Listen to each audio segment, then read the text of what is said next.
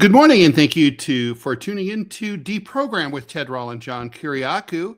Filling in for John today is Scott Stantis, editorial cartoonist for the Chicago Tribune. It is Friday, January 16th, and we have a lot to talk about, as we always did and we always will. Nothing seems to ever change there. We'll do some housekeeping. Today on the agenda, we're continuing to cover the Renee Good shooting, as well as the ongoing aftermath and all the blowback from basically ISIS surge against the people of Minneapolis and the Minneapolis suburbs. France, Germany, and other European countries are rushing a small symbolic number of troops to Greenland as a show of force against, a horrible, disgusting, threatening, bullying invader. That would be us. But even some lickspittle Republicans are sort of rhetorically, kind of, maybe, probably not, pushing back against an invasion. María Corina Machado, the extreme right politician, not that you would hear anything about her politics in the American media, gave her Nobel Peace Prize to Donald Trump. We'll talk about that. And I'm sure, Scott, you'll have thoughts about all of these, but also Israel and the U.S. have announced that the ceasefire in Gaza, which hasn't been there hasn't been much fire that has been ceased, is now entering phase 2, and that even despite the fact that there's shooting still going on and Palestinians are still getting killed, the Board of Peace is meeting in Egypt to basically have a bunch of technocrats run what's left of Gaza. As always, please like, follow, and share the show. For those of you who are regular listeners, yesterday we brought you up to date on the latest with YouTube. It appears to be completely fixed, so we continue to accept your donations. Everything, John and I are going to get the funds. It's bureaucracy, and it's a very poorly run website, and Robbie and I will debate as to whether that's a bug or a feature of their system, so that they shouldn't have to pay anyone. Basically, we have donations and money, from the ads and stuff, and they basically, we see the money waiting there, which we would love to have because we're broke, and we and then it's like, and it's really hard to figure out like what we need to do to get it. It's like, well, you have to fill out this form. Well, we filled out that form. You have to do this form again, but we did that form again. Oh, and then it's like buried deep inside, we're going to need this other thing. So we sent the other thing. So it's like the French bureaucracy is what this is. It is like the French bureaucracy. So we will get into that. A little other housekeeping for people who are familiar with Jamal Thomas and his show. He's a friend of the show. I've appeared many times. We used to be partners at Sputnik together, colleagues, I should say. We didn't have the same show, but we were on each other's shows a lot. Anyway, Jamal had a stroke, or a mini stroke, depending on how you define it. He is back from Europe, and he's back stateside. He's getting the medical attention he needs. If you want to search him up, he's got a 6-minute video on YouTube that explains where he's at. I've been texting him. I think he's in better shape than he thinks he is. I think he was really shaken, but he sounds and looks better than you would expect. And so he says the show will go on. I believe that, and I look forward to being on his show and helping out any way I can. And I've offered him that assistance, and I hope he takes me up on it. Okay, so that all said, we're going to, as usual, Scott, you've done this before. Yes. We are going to get into the questions from the viewers and listeners. Put those into the YouTube or the Rumble chat if you're watching live, and Scott and I will get to pretty much all of them unless we run out of time. And we will, in between, fill in and bring you up to speed on what's going on in our thoughts about the situation in Minneapolis, which I think is quite grave. It is very grave. The mayor of Minneapolis yesterday evening announced that there's now over 3,000 ICE agents in Minneapolis, and only like 600 cops. Is that right? Yeah, the ICE force radically outnumbers the number of police. So even if we were going to go head to head with an epic the ultimate states' rights versus federal power showdown, ICE has the decided advantage, even though they're a bunch of retards. Yeah, remember when Republicans used to be against states' rights or for states' rights and all, for local control and. Yeah, well, everything is context, Scott. Like, it's like protesters. If your protester is in Tehran, you love him and you'll declare war against the country that's trying to kill him. If your protester is in Minneapolis, you're trying to kill him. Yeah, it all makes sense now. Thank you, Ted. Always trying to be cheery. Okay, so we'll get preposterous. Well, let's go ahead and talk about it, right? Okay, yeah. So basically, some of the developing stories, the latest analysis of Renee Good's body shows that she was actually struck not 3 times but 4 times. She took 4 shots, and also there's new polling out that indicates that the majority of the American people are still in favor of immigration enforcement, but opposed to ICE and its tactics. Yes. Not surprising. That seems very American, and in that sense, I agree with them. Also, the ICE shot another dude. They claimed that he was a threat. However, he was running away when they shot him. So he was fleeing, which, normally when people are fleeing, it's kind of the definition of not a threat. But yeah, well, the very definition. Yeah, the old-fashioned notions of threats. They're more of a threat if they're standing still. Let's put that into context, right? Go ahead. I'm sorry. Yeah, anyway, they shot the guy in the leg. Yeah, they shot him in the leg, and then also, and then 2 really gross things, as if this wasn't already a really gross story. ICE is now targeting daycare centers.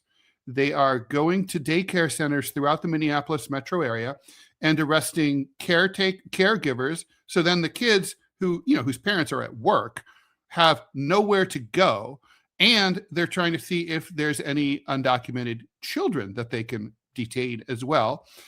So that's charming. And then in as part of making friends, they also tear gassed a family of 6. Basically, this family was not related to the protests or to the ICE raids, and they are U.S. citizens. They're driving along. They come across an ICE kerfluffle. They're like, oh God, I got to get out of here. They're trying to turn. ICE guys surround them and say, you got to get out of here. And they're like, that's what we're trying to do. And then the dinguses drop a tear gas grenade under their car. And then the blast is so intense that the airbags deploy. So all the people, the kids and the parents are stuck inside. 2 of them have severe asthma and almost died. Now, so that they're real charmers, these like hillbilly ICE guys. So that's basically that's the rough. I mean, and of course, Trump is invoking the Insurrection Act, which he can do. I mean, yeah, there's no insurrection, but it wouldn't stop him. There was no insurrection in Los Angeles during the LA riots, but that was certainly more understandable. Scott, you are muted. Please demute. There you are. You are demuted. Scott, I still can't hear you. Testing 1, 2, 3. There you go. There you go. Yeah, I like to call the Proud Boy Employment Agency, or ICE. I mean, you see these guys, and they're hiring worse and worse people. I mean, worse in terms of physical shape, in terms of mental acuity. Their training is nominal. Even if you support, this kind of ham-handed and heavy-handed enforcement of immigration laws, these aren't the guys to do it. I mean, it's absurd. It's becoming a force. Ted, you've warned about this for a while. I agree with you. And it really does play into my conservative thoughts as well, is that the government is the threat to your liberty. Now, what could be a bigger threat than an armed force of morons who are beholden to an idea and who clearly don't know what they're doing, but they're heavily armed. The vice president says they have absolute immunity. That's a quote. Yeah, which of course they don't. But if the federal government thinks that they do, that means that there's not going to be any prosecution for things like, shooting people who are trying to leave, shooting people in the back. all of this just flies in the face of, if you're a real conservative, if you're a true, you look at this and it makes you very, very, very nervous, because it just confirms everything that conservatives like myself have been saying for decades, that the biggest threat to your liberty is the federal government. That's why we want to limit it. That's why the founding fathers wanted to limit that power. And now all of a sudden you have an armed force that potentially could be the biggest armed force on the planet, by the way, if current trends continue. Bigger than the armies of most countries. And I mean, that's the thing, right? Like, I just drew a cartoon for next week about this topic, about ICE, and so here's the thing, right? Like, I always joke that the last thing that the American Cancer Society wants is for cancer to be cured, because then what? We all have to go out and get new jobs. I mean, that could be unfair. Maybe they would love that. I don't know. That's just my joke. But one thing that is true is that, ICE one day might deport the last undocumented illegal immigrant in the United States. That could happen. And when they do, are they going to say, are they going to throw a big party and say, what a job well done. We have secured our borders. Let's go home now. It's been a pleasure working with you. Now we'll go back to our, and take a 90% pay cut or 100% pay cut and be, underemployed and unemployed. I mean, Scott, this is a job where there's already been, some 18 and 19-year-olds who are getting $200,000 a year working for ICE. Now, these are people who often don't have even a GED. Okay, so no high school degree, 18 years old. They don't pass the literacy test. They can't read or write English.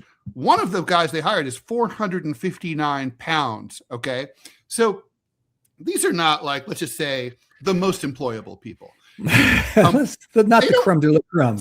I don't know about you, Scott, but if I had a job like that, I'd hold on to it with like Charlton Heston's grip on my gun. I would not let it go, right? Like, it's like I'd keep that job no matter what. I would also love my bosses and my employers to death, and I would do anything they wanted. And if they said, well, now that we've deported all the illegals, maybe we have something else, some other people for you to go after.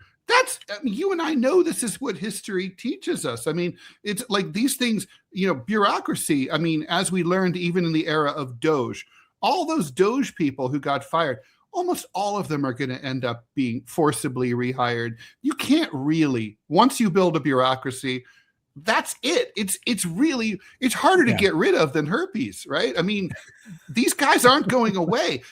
ICE will be with us. And I know some liberal Democrats who are watching this show are going to say, well, if we elect good Democrats, good progressives, they'll get rid of it. No, they won't. They won't. Because ICE will go to meet with the new Democratic president and will say, President Stantis, we really, first of all, we appreciate you moving over to the Democratic Party. And also, we really, you don't know. I mean, the right wingers could try to take over the country. We've got to be ready. We've got to have this. You can't just put them back in their box. We wouldn't be able to stand them up quickly enough if we had another crisis. We've got to keep our borders secure. We've got to keep these guys working. That's how this works. Not to mention, it's like if you fire them, it's going to hurt the economy because it's tens of thousands or hundreds of thousands of federal workers. Well, if they lose their jobs and they spend all that time at the Army Navy store buying surplus gear. That's a lot of money generating, that's a lot of economic activity you're going to put an end to. I mean, I'm not even really kidding. No, the Army Navy surplus stores need this. They do. We're going to defend them.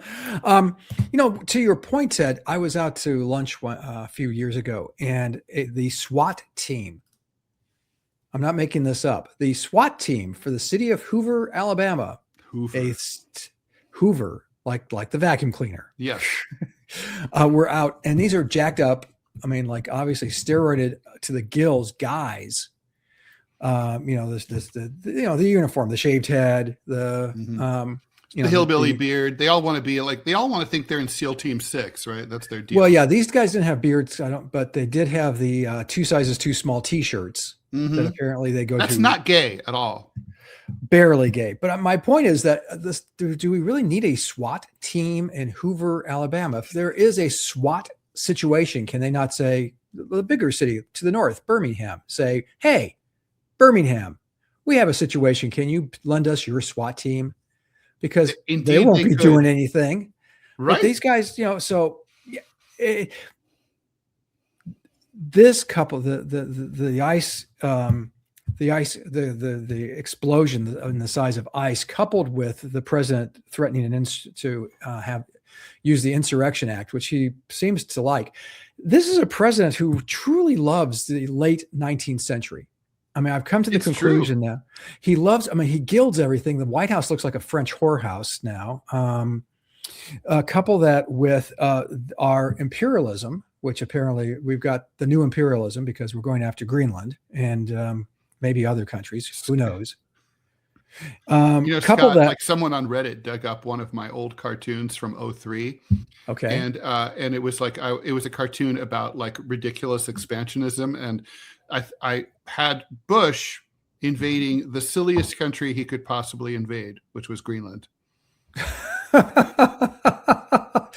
Well, it's and to finish the thought, imperialism was in vogue in the last part of the 19th century. We went to war effectively with Spain over it and ended up with the Philippines and Cuba and Guam, Midway, a lot of islands in the Pacific. This should send a chill. And that's Puerto Rico. Puerto Rico, which we still have. Cuba for a while, and then Guantanamo Bay now. Yeah. So, and now couple that with having a massive armed force, domestic force, which is so anti-American, I can't believe it.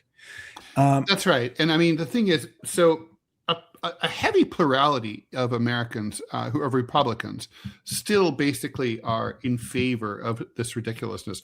50% of Republicans think it's okay to invade Greenland, and about 40% of Republicans are still okay with what ICE is doing. I mean, I do have to ask. I mean, look, and by the way, you and I have criticized, I've been brutal to Democrats under Democratic rule, but right now they don't have any rule. So it's like it's the GOP that's in charge. So they're the ones who, we're going to be talking about.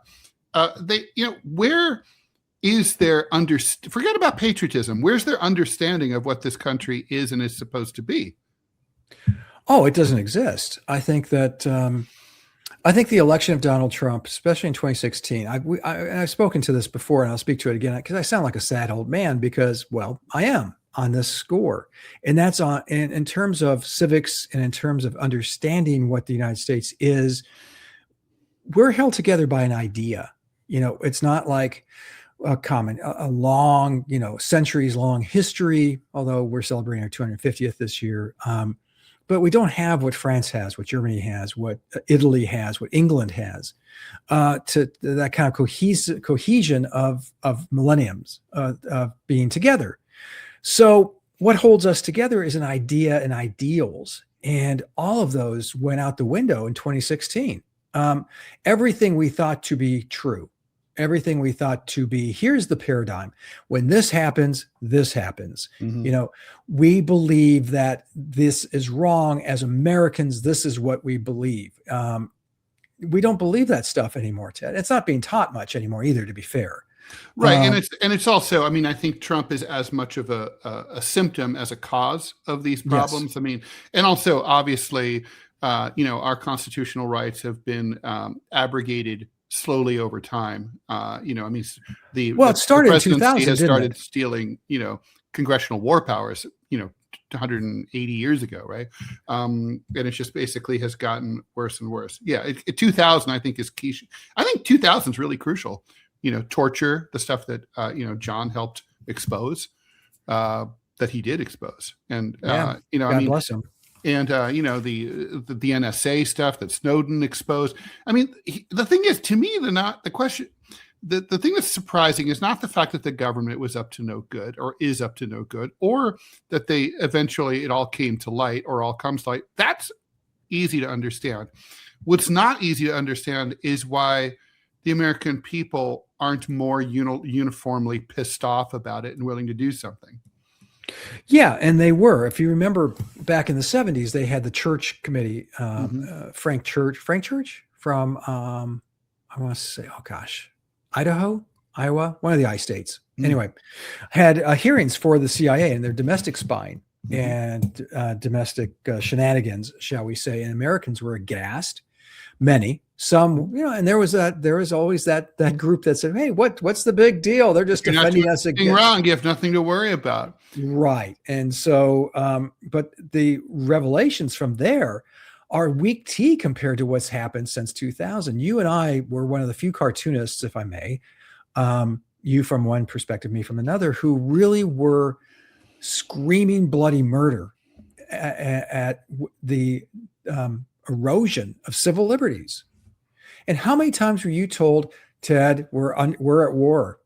Scott, we're at war. We have an enemy, and they're not going to follow the rules. Then we're not going to follow the rules. No Queensberry rules for us. Well, Scott, we have lots of questions backed up. We should take. Okay, go ahead. All right, let's. All right, thanks for your questions, and please put them in the YouTube chat. Let me poke in Robbie here just for a second. Robbie is blacked out here inexplicably. Robbie, do we have an ad? 1 second. My internet is cutting in. All right, you take care of that. Let me know. Okay. We all know what that's like. Okay. So, Elliot Covert, between foreign insanity and democratic backsliding, what are the odds of the United States remaining in NATO over the next decade? It's a good question. Well, if we invade Greenland, then not at all, because we've just invaded a member of NATO. And as Ted mentioned in the when we came in, the news is that Germany and who else? France is sending, is sending token Sweden, troops. Norway. Yeah, I think they sent as 28 troops as Robbie said, like as if 28 troops is going to stop Trump. Look, here's the thing. It could, though. It's not that those 28 troops are going to repel them militarily, but if you kill them, like you can't hurt them. You can't, it's like they're human shields. Yeah, but Greenland's awfully damn big. We could land pretty much anywhere. I mean, it's a big. Well, we already have a military base there. We have a. Stay with me on this. This is why this is so mind-boggling, and it really comes back to the Trump loving the late 19th century. This is imperialism. And you've mentioned this, I'm sure, before several times on the show.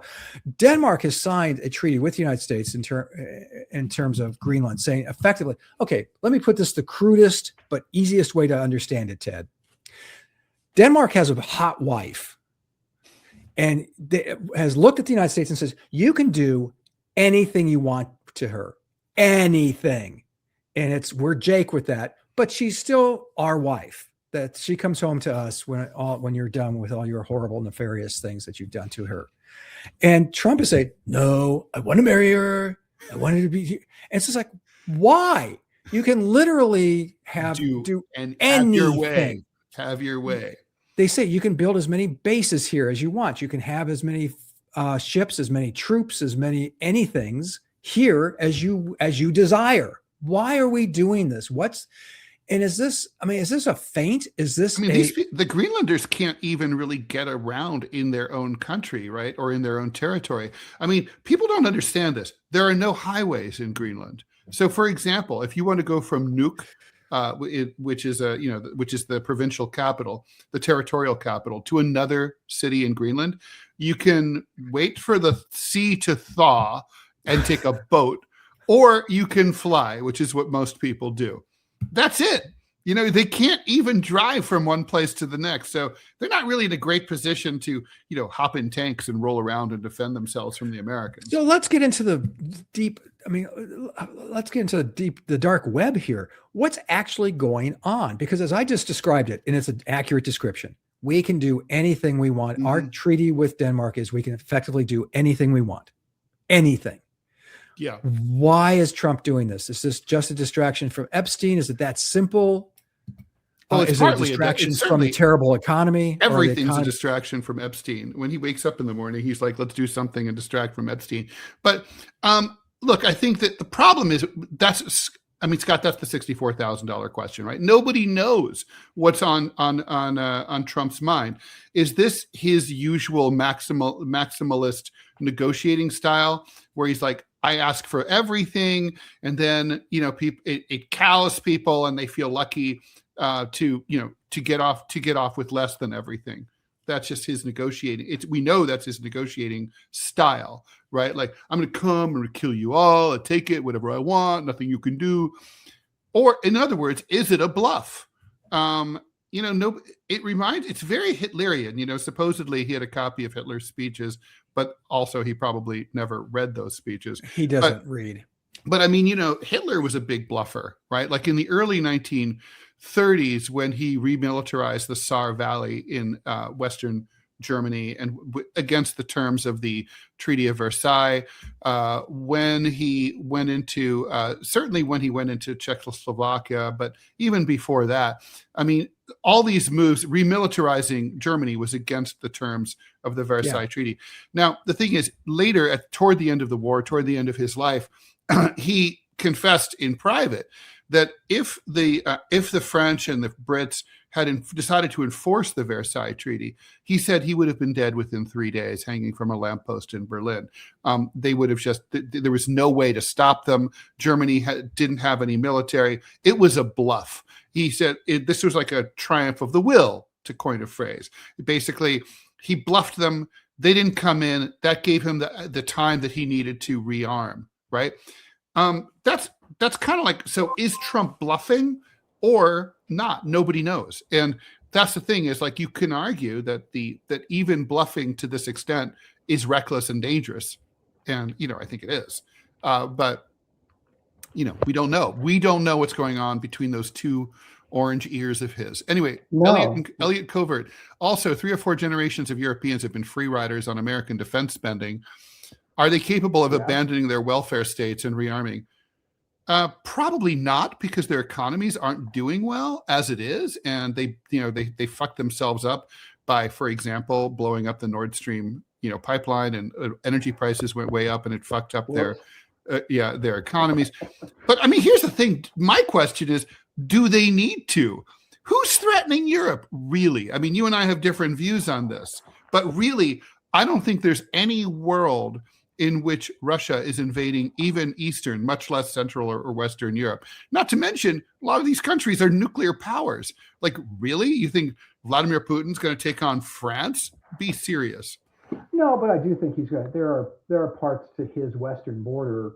Eastern Scott, your sound is a little muffled. I don't know why. Oh, gosh. I just love that this thing tends to. There we go. Sorry, give me one moment. Okay.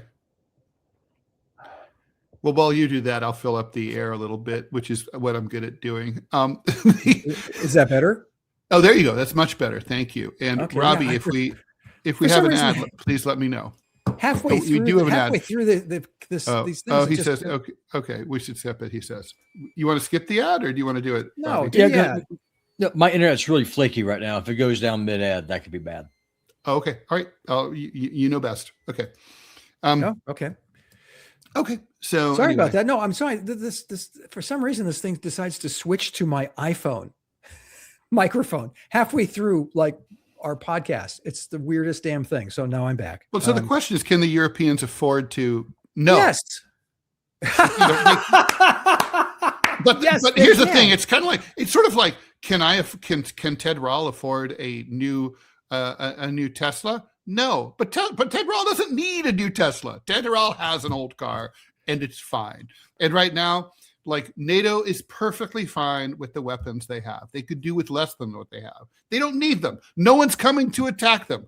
It's like there's a photo that I have of, like, so remember a few years ago when there was the FEMA accidentally sent a notice to everyone in Hawaii saying that a nuclear attack was coming, and then later there's these highway signs that went up that just said there is no threat. I want to put that sign all over America. There is no threat. We can put it in Europe too. Well, to your point, and we can roll back to Greenland. Trump's selling point is that if we don't take it, Russia or China will. And it's just going, China? I China? China's not a. I think Americans like to conflate threat and rival. Yeah. I mean, Scott, you and I are rivals in cartooning. We both apply for the same prizes. We would both like to be in the same newspapers, but you're not a threat to me, nor I to you. We're rivals. China does not have any interest in hurting us. They just want to make a lot of money. Well, they don't mind hurting our economy, which means they don't mean disrupting. Actually, I don't really think they do want that. Think about how much debt. Think about how much of our debt that they own. If we tanked and all those treasury bonds and notes were suddenly worthless overnight, they'd be fucked. Well, that's just a few $1 trillion here and there between friends. And their expansionists in the South China Sea. I mean, building islands and things of that nature. You can't dismiss China as a threat, but are they a threat to Greenland? I would say no. Now, is Russia a threat to Europe? I'd say Europe as a whole. Ted, you're probably right, but parts of Europe. This guy seems to want to get the band together. The Ukraine incursion didn't go as planned. It wasn't the blitzkrieg that Putin had hoped for.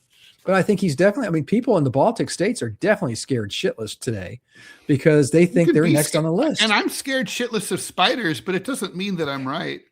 Yes, it does. Actually, you are never more. You are never more than 20 feet away from a spider. Did you know that? Yeah, I believe that actually. And they be coming for me. And they bite you too. You get the 2 little fang marks in the morning. Oh yeah, no, I woke up one time, I had one in my face. It's just like puffed up. Yeah. I've had them on my face too. And I didn't have superpowers afterwards, which sucked. By the way, you have to tell me if this is true. I had a girlfriend who lived in Phoenix, and she claimed that one morning she woke up and there was a tarantula mound in her yard. Yeah. That's a thing? Oh yeah.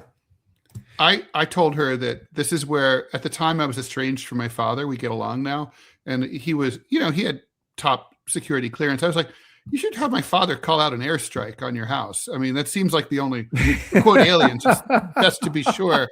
Better to nuke the planet. Quick story, and we'll get to the quick story, and we'll get to the questions. We were having like a little barbecue in the backyard with friends, and my youngest son, who was at the time, I think about 1.5 years, 2 years old, comes walking up and holding something in the palm of his hand. It was a tarantula. Awesome. He picked it up, and the tarantula happily did not bite him, but he had a new pet. Well, anyway. I bet he was so unafraid that the spider wasn't afraid of him. Really? Yeah. No, it was really That's cool, actually.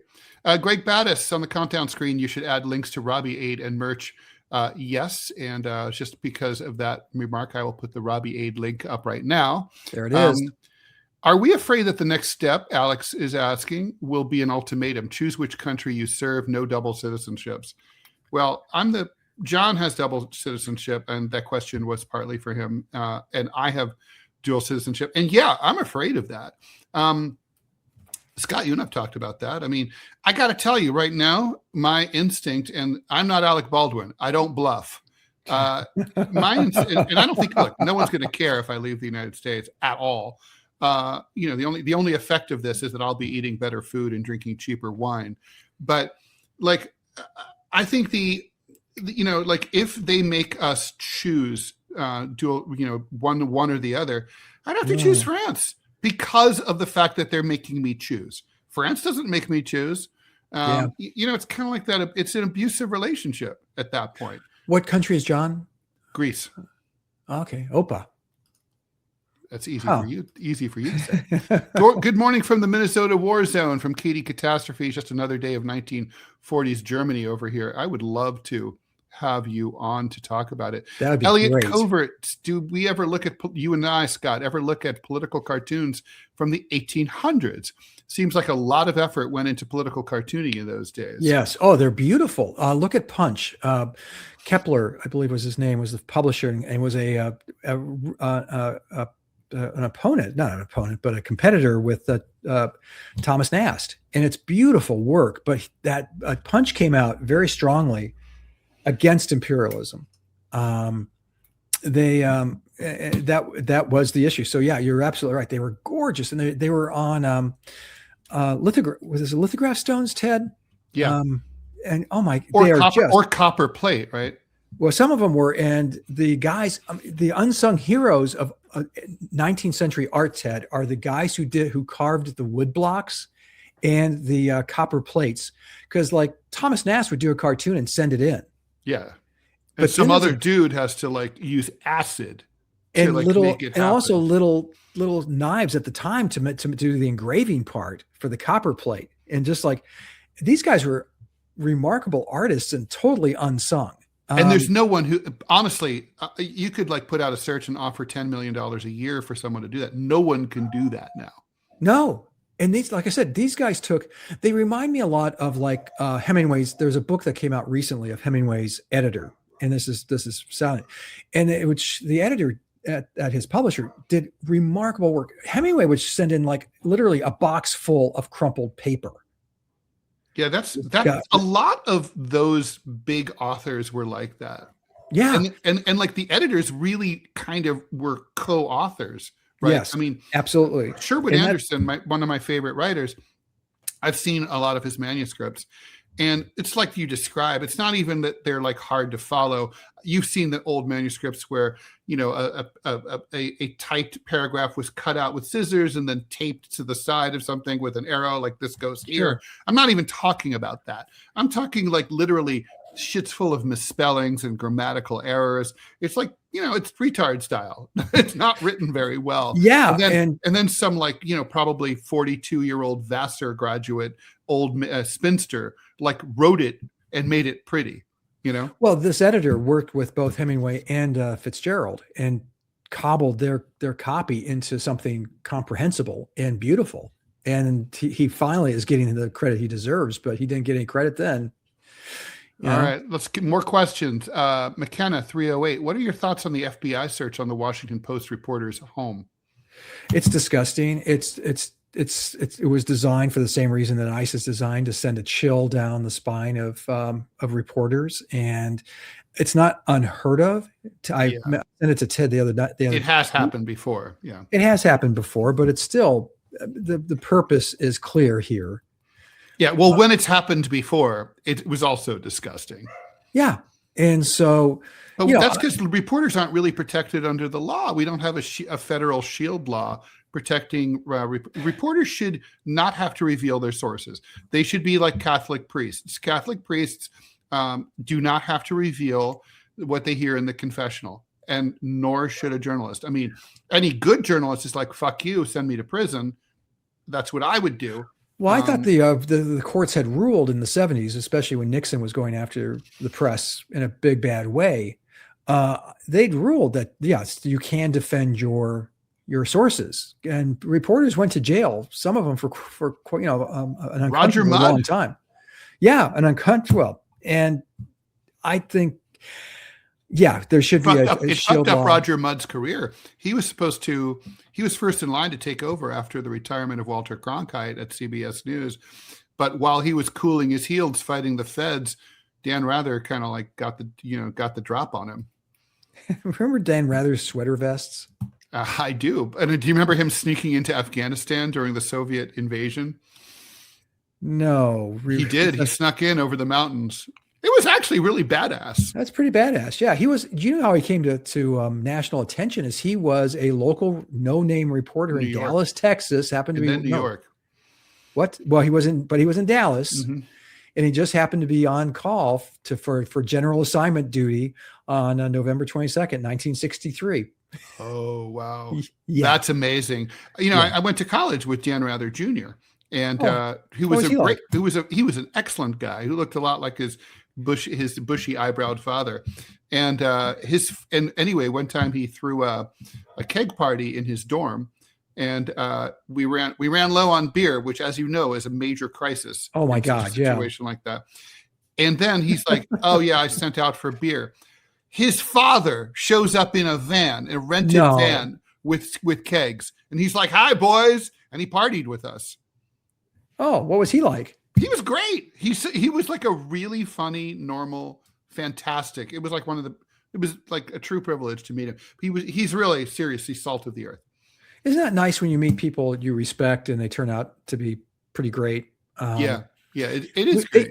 they used to have media parties at these conventions. 1988, I'll never forget walking in. Janine my wife is extremely pregnant with our second child, but we come into the media party, and two quick stories. You walked under this like hallway of balloons, and we're walking up to the entrance, and people are going,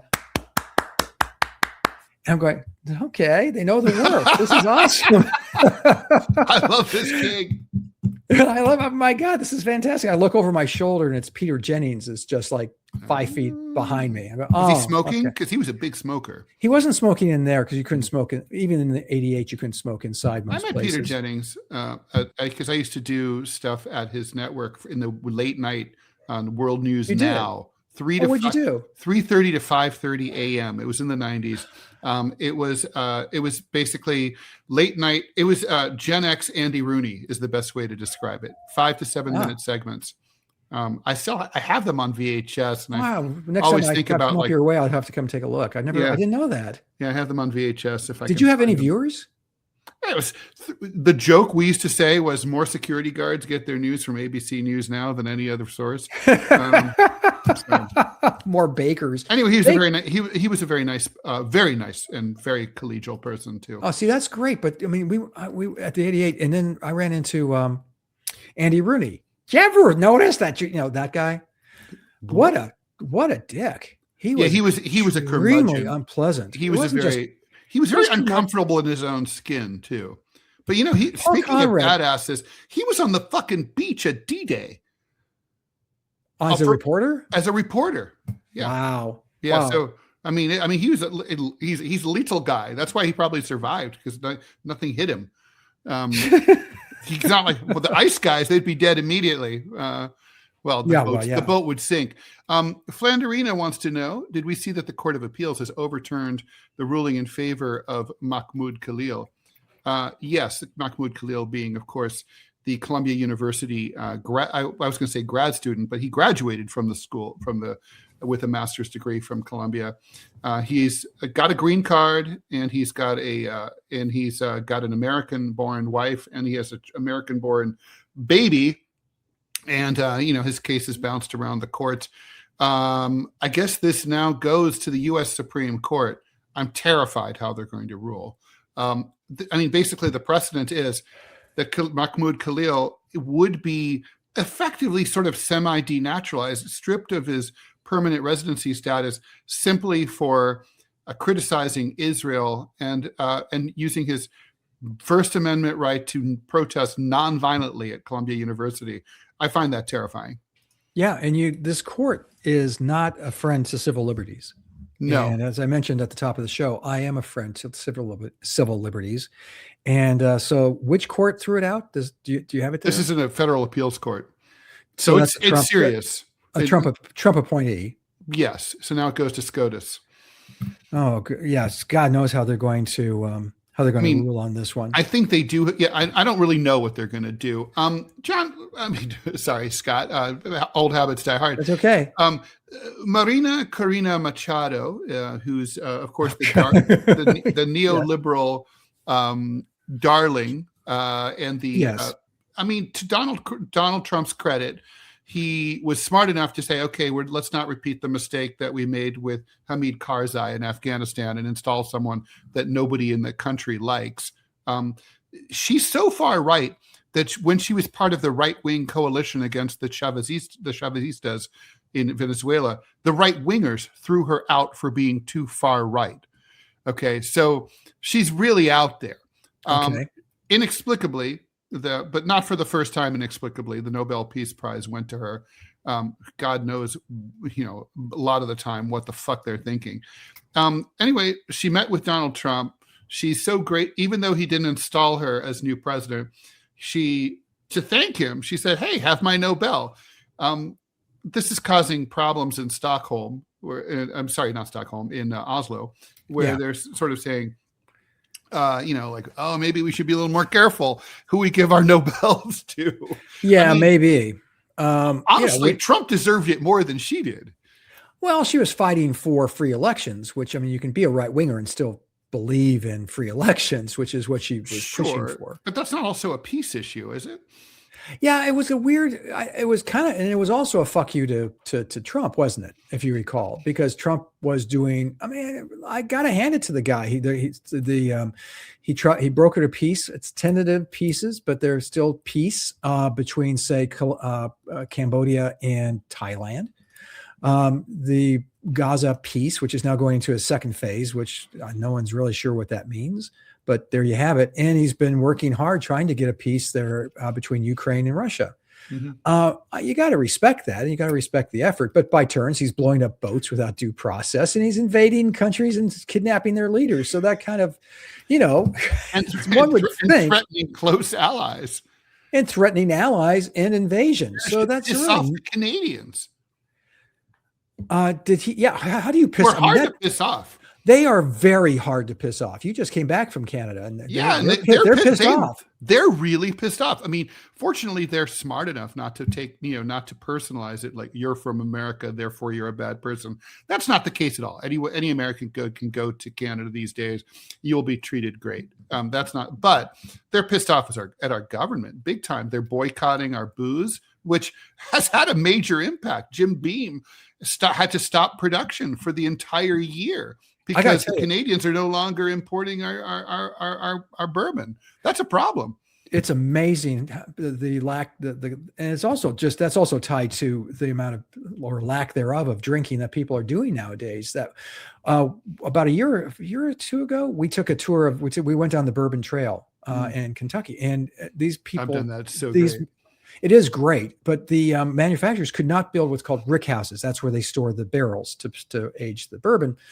And they couldn't build these things fast enough. And now all of a sudden, what's the drop in alcohol consumption? 60%? Yeah, it's off a cliff. Yeah. I mean, remember during the pandemic when liquor stores were classified, were allowed to remain open as an essential service? I was like, at that time, I was like, God bless America. Yeah, well, we were going to drown the COVID germs in alcohol. I did my part. Vermicious Nids wants to know what's the likelihood that some of the large popular YouTube channels are CIA intelligence backed or sponsored. Sure, a lot of quote unquote ex-CIA channels toting agency lines. # free Kiriakou. Well, I'm going to try to remember that question for John. But I think that's a really valid point, right? Like ex-CIA, right? Ted, have I watched John's appearance on JRE? If so, what do I think about his sucking up to this administration? First of all, I didn't see it, so I can't comment on that. If John sucks up to this administration, considering that he's up for a pardon from this administration, I, for one, will help him suck up to this administration. I want John to get his pardon. He needs it. He deserves it. He never should have been imprisoned or sentenced in the first place. The dude deserves a ticker tape parade down Broadway.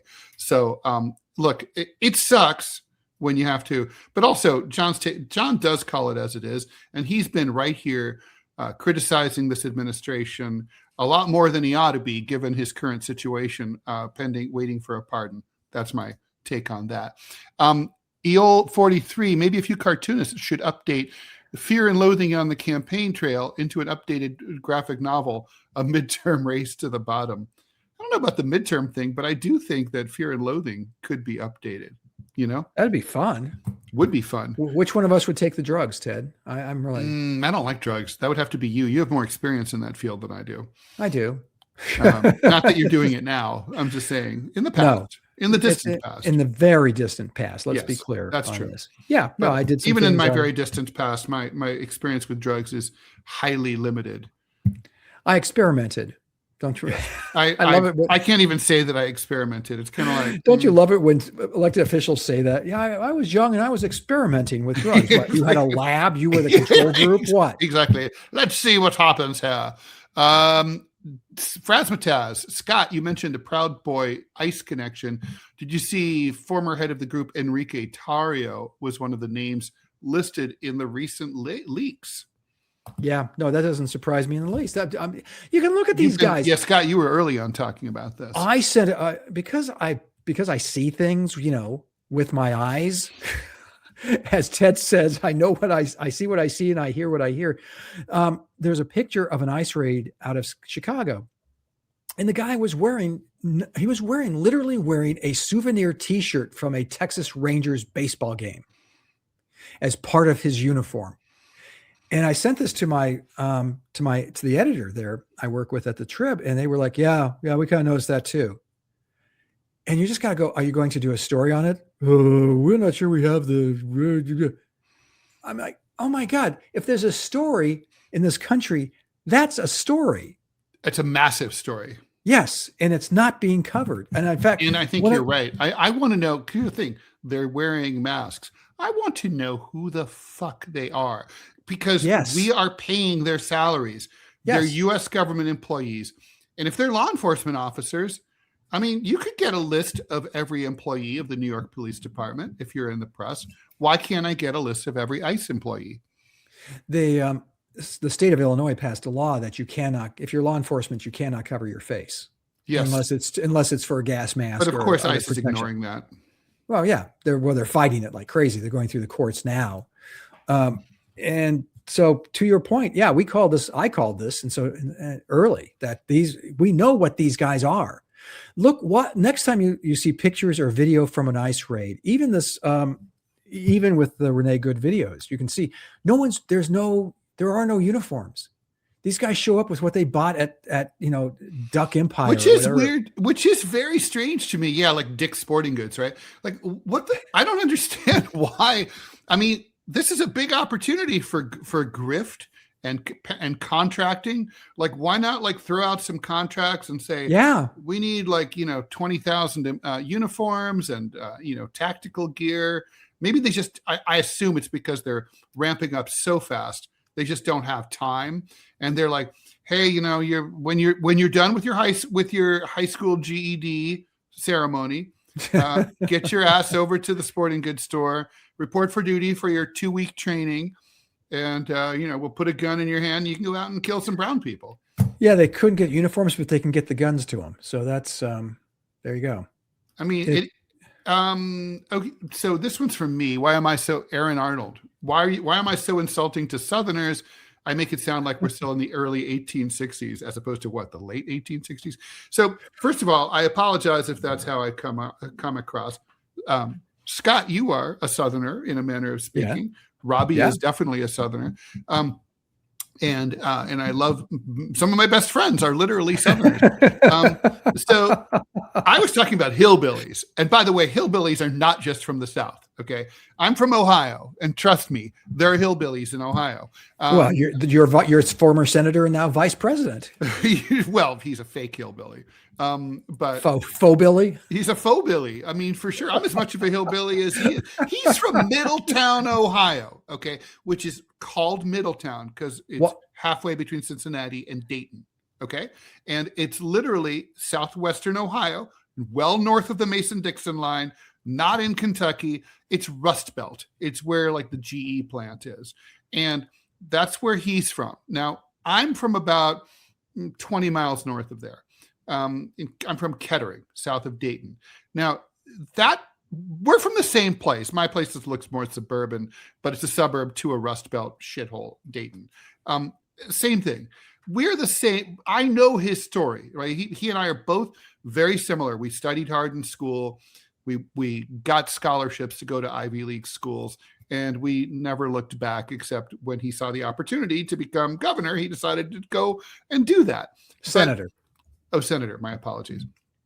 Governor, you actually have to work. But yeah. So anyway, Vance he's a faux Billy. Anyway, these are hillbillies. These ICE guys, they're fucking hillbillies. And there's lots of extremely well-educated Southerners. Southerner and hillbilly is not the same thing. Okay. That's all I'm trying to say. We accept your apology. Okay, thank you. I'll try to do better, though. I can always do better. Glass and candy. Trump already revived the Monroe Doctrine with Venezuela. Him invoking manifest destiny, sadly, is not so surprising. He models himself after Jackson, for sure. I think Jackson, actually, I think he models himself after late 19th century Republicans like McKinley, although McKinley kind of fought against like entering the Spanish-American War, for instance. He thought I was going to say, stupid. Though, I agree with the poster because it's like, I mean, Jackson's whole shtick was, do what you want and it's easier to beg forgiveness than to ask permission. That was always his shtick. Look at how he acquired the Floridas, as it was called. At the I time. know. I just love that he just went. They said, no, you got to stay away from it. That's Spain. We don't want any trouble. Just stay. And Jackson's like, fuck you. We've got 2 minutes left. So we'll take one, we'll do one topic and we'll do one comment. I will, the Phrasmataz, possibly difficult question for me and Scott. How does it feel from the right and the left, looking back on those Nazi Ruby Ridge type people who popularized terms like Zog? Well, I never liked them. I mean, I fought like crazy. I can tell you throughout my entire career up to the recent times that people would say, you know, the Republicans are a bunch of Nazis, and they'd throw all that stuff at me. And I'd say, well, the reason I became a conservative was because I thought conservative thought, you know, a rising tide raises all boats, that it really was beneficial. It was a much better model to help everybody. And I know a lot of Republicans and a lot of conservatives felt exactly the same way. However, there was an element of the party that we kind of kept in the, you know, up in the attic, the crazy uncle up in the attic. Well, the crazy uncle now owns the house. He got it. He was in the will and he runs the place. It breaks my heart. It absolutely breaks my heart that a party and an idealism that I gave up 40 years career to have completely sold out and gone towards the dark side. And I can't speak for Ted, but I can tell you that that's how I'm feeling. Well, there's no time for me to say anything here, which I'm sure comes as a relief to many people. But also, so in the few seconds we have left, ceasefire in Israel, Board of Peace.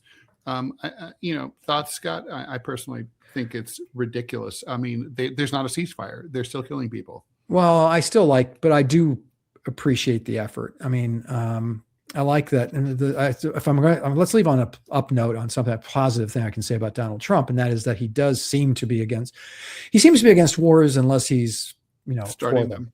Yeah. Unless he's starting them. All right. We have to leave that there. Please have a great weekend. Scott, thanks so much for filling in for John. John Kiriakou will be back Monday along with me here at 9 a.m. Eastern time. He will be back here. And we're here Monday through Friday at 9 a.m. Please stay tuned for the TMI show with me and Manila Chan coming up right now. And please check out the DMZ America podcast. Scott and I just dropped our thoughts about Dilbert cartoonist Scott Adams yesterday. It was a great conversation, and I really encourage everybody to check it out. Bye, Scott. Have a great weekend. Talk to you later.